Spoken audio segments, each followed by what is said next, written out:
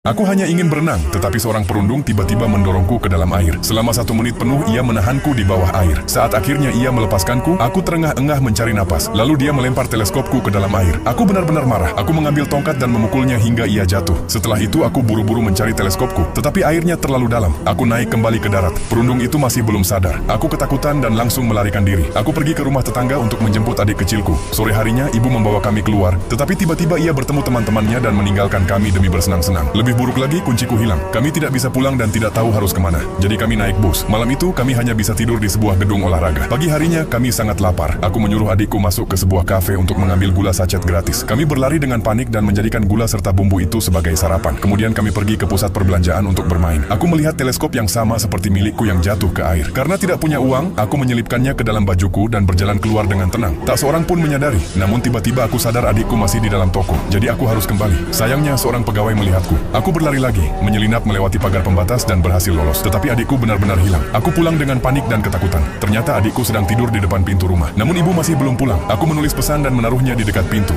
berharap ia akan melihatnya. Malam itu kami tidur di tempat parkir kosong. Pagi-pagi sekali pemilik mobil menemukan kami. Adikku lari ketakutan dan pemilik mobil yang marah menamparku. Untuk bertahan hidup, aku membawa adikku ke mantan pacar ibu. Pria baik itu memberi kami makanan dan membantu meninggalkan pesan untuk ibu. Untuk berterima kasih, aku membersihkan mobilnya dan melakukan pekerjaan kecil. Namun ia tidak ingin merawat kami selamanya. Kami ditinggalkan lagi. Aku harus menggendong adikku pulang. Tiba-tiba aku melihat lampu rumah menyala. Aku menggandeng adikku dan berlari masuk. Saat pintu terbuka, ibu benar-benar sudah kembali. Aku sangat bahagia. Tetapi ibu mengatakan ia punya pacar baru dan menunjukkan cincin berliannya. Hatiku terasa hancur. Aku membuka kotak pesan di dekat pintu. Catatan yang kutulis bahkan belum disentuh. Saat itu aku mengerti segalanya. Ibu tidak mencintai kami. Keesokan paginya aku mengemasi pakaian. Aku membangunkan adikku. Kami meninggalkan rumah karena aku tahu ibu akan meninggalkan kami lagi suatu hari nanti. Akhirnya aku mengetuk pintu panti asuhan. Jika kamu berada di posisiku, kamu akan memilih ibu yang tak peduli atau panti asuhan.